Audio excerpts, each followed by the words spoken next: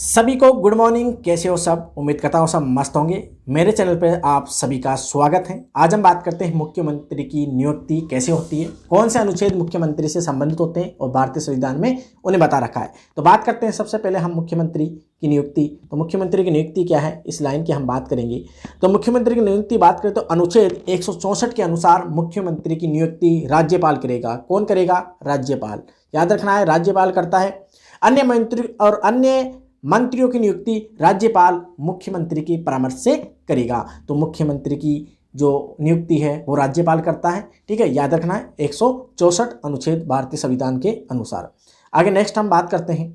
Next अगर बात करें इस पॉइंट की हम, तो मुख्यमंत्री किसी दोनों सदनों में से किसी भी सदन का सदस्य हो सकता है। यदि नहीं है तो 6 माह के अंदर सदस्यता ग्रहण करनी पड़ेगी। सामान्यतः मुख्यमंत्री निचले सदन विधानसभा में से चुना जाता है। कौन से सदन से चुना जाता है? विधानसभा। आप जानते हो कि राज्य में 2 सदन होते हैं, एक तो विधानसभा और एक विधान परिषद। तो विधानसभा से चुना जाता है, लेकिन अनेक अवसरों पर विधान परिषद के सदस्यों को भी बतौर मुख्यमंत्री नियुक्त कर सकते हैं। याद रखना है, निचले सदन से भी चुना जा सकता है। आगे हम बात करते हैं, आगे पॉइंट क्या कह रहे हैं अपने अगले पॉइंट क्या है, मुख्यमंत्री का वास्तविक क्या होता है। तो आपको ध्यान है कि मुख्यमंत्री जो होता है, मुख्यमंत्री इसकी लाइन की बात करें, मुख्यमंत्री राज्य का वास्तविक मुखिया होता है, यानी मेन होता है। इसके अलावा इसका कार्यकाल की हम बात कर लेते हैं, मुख्यमंत्री कार्यकाल की। तो सामान्य मुख्यमंत्री का कार्यकाल 5 वर्ष का, कितने वर्ष का होता है बच्चों? 5 वर्ष का, जब तक विधानसभा में विश्वास प्राप्त है। अनुच्छेद 356 के अंतर्गत किसकी बात करें? अनुच्छेद 356 के अंतर्गत राज्य में संवैधानिक तंत्र की विफलता के आधार पर राज्यपाल मुख्यमंत्री एवं मंत्रिपरिषद को पदच्युत यानी पद से हटा सकता है, कर राष्ट्रपति शासन की सिफारिश कर सकता है। ठीक है, हटा भी सकते हैं उसे। आगे हम बात करते हैं कौन कौन से हैं। वेतन भत्तों की बात करें, अगर मुख्यमंत्री क्या वेतन भत्ते होते हैं उनकी अगर हम बात कर ले, तो वेतन भत्तों की अगर बात करें, वेतन भत्ते क्या कहना चाहते हैं अपने। ठीक है, इस पॉइंट की हम बात करते हैं,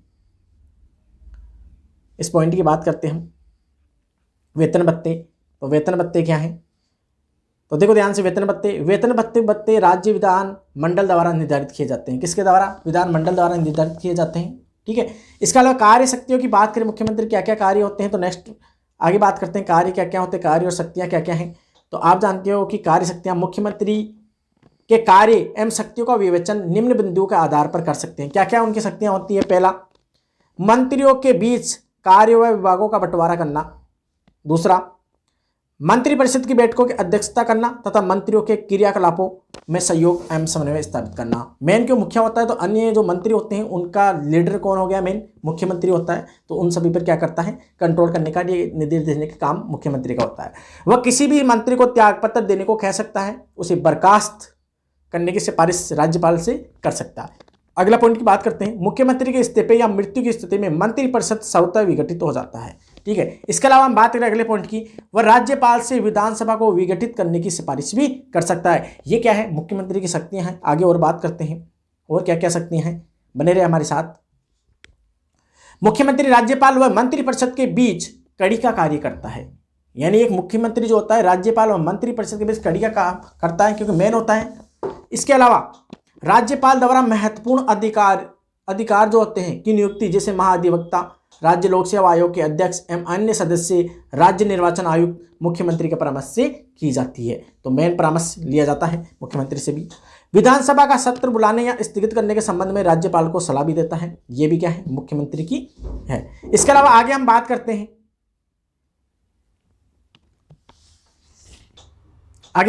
हैं, वह सभा पटल पर सरकारी नीतियों की घोषणा कर सकता है। इसके अलावा आपको बता दें, मुख्यमंत्री राज्य सरकार का प्रमुख प्रवक्ता होता है, ये भी आपको ध्यान रखना है।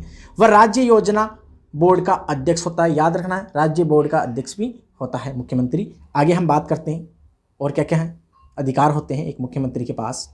अगले पॉइंट की, क्षेत्रीय परिषद का उपाध्यक्ष का पद ग्रहण करता है। इसके अलावा अंतर्राज्यीय परिषद जो अनुच्छेद 263 और राष्ट्रीय विकास परिषद की बैठकों में भाग लेकर राज्य का प्रतिनिधित्व करता है। हालांकि इनकी अध्यक्षता प्रधानमंत्री करता है। ठीक है, अगले पॉइंट की बात करते हैं, संविधान में मुख्यमंत्री संबंधित अनुच्छेद रखे हैं, जैसे कौन कौन से अनुच्छेद बात करते हैं उन पर। अनुच्छेद 163 की बात करते हैं, ये क्या कहता है? अनुच्छेद 163, राज्यपाल को सहायता और सलाह देने के लिए एक मंत्रिपरिषद होगी जिसका प्रधान मुख्यमंत्री होगा। संविवेकीय शक्तियों को छोड़कर अन्य मामलों में राज्यपाल मुख्यमंत्री के परामर्श के अनुसार कार्य करेगा। याद रखना इस लाइन को आपको। अगले अनुच्छेद की बात करते हैं। अनुच्छेद कौन सा है जो भारतीय संविधान में उल्लेख कर रखा है? अनुच्छेद 164(1) की बात करते हैं। क्या कहता है? मुख्यमंत्री की नियुक्ति राज्यपाल करेगा और अन्य मंत्रियों की नियुक्ति राज्यपाल मुख्यमंत्री के परामर्श से करेगा और मंत्री राज्यपाल के प्रसाद पर्यंत पद पर धारण रहेंगे। ये भी आपको याद रखना है। अगले अनुच्छेद की बात करते हैं। अनुच्छेद क्या है? आर्टिकल क्या कहता है? 167। ये क्या कह रहा है? राज्यपाल को जानकारी देने आदि के संबंध में मुख्यमंत्री के कर्तव्य क्या है? इस अनुच्छेद 167 में दे रखे हैं। तो ये थे एक मुख्यमंत्री के अनुच्छेद और उससे संबंधित महत्वपूर्ण जानकारियां। इसके अलावा आपको बता दें कुछ तथ्य दे रखे हैं, ठीक है, राजस्थान से संबंधित, तो उनकी भी हम बात कर लेते हैं। राजस्थान में संबंधित कौन कौन से तथ्य हैं? तो पहला है, राजस्थान के प्रथम मुख्यमंत्री आप जानते थे हीरालाल शास्त्री थे। दूसरा पॉइंट क्या कहता है? पहले निर्वाचित मुख्यमंत्री टीकाराम पालीवाल थे। निर्वाचित मुख्यमंत्री की बात करें हम, टीकाराम पालीवाल। तीसरे पॉइंट की बात करते हैं, जयनारायण व्यास एकमात्र मनोनीत एवं निर्वाचित मुख्यमंत्री थे। याद रखना है, ऐसे ही एग्जाम में महत्वपूर्ण क्वेश्चन पूछते हैं राजस्थान जीके से, इनको आप नोट कर लो। चौथे पॉइंट की बात करते हैं हम। चौथा पॉइंट क्या कहता है?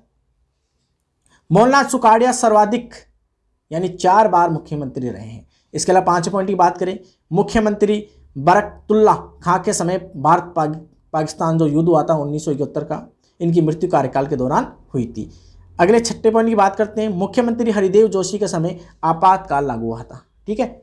इसके अलावा 7वें पॉइंट की बात करें, भैरों सिंह शेखावत पहले और गैर कांग्रेसी मुख्यमंत्री बने हैं। अगले पॉइंट की हम बात करते हैं। 8वां पॉइंट क्या कहता है? जगन्नाथ पहाड़िया पहले अनुसूचित जनजाति यानी जाति के मुख्यमंत्री बने। हीरालाल देवपुरा सबसे कम समय तक मुख्यमंत्री रहे, ये भी याद रखना है आपको। 10वें पॉइंट की बात करते हैं, वसुंधरा राजे सिंधिया पहली महिला मुख्यमंत्री बनी और वर्तमान में आप जानते हो श्री अशोक गहलोत जी मुख्यमंत्री है। तो ये थे एक मुख्यमंत्री से संबंधित उनके अनुच्छेद और उनके चयन की प्रक्रिया जो 164 अनुच्छेद में बताता है। और ये राजस्थान संबंधी महत्वपूर्ण जो कंपटीशन एग्जाम के लिए महत्वपूर्ण है, कौन सा भी कंपटीशन एग्जाम हो राजस्थान जीके अति महत्वपूर्ण होता है। तो बने रहे हमारे साथ, ऐसे ही वीडियो आपको इस चैनल पर मिलते हैं और मिलते रहेंगे।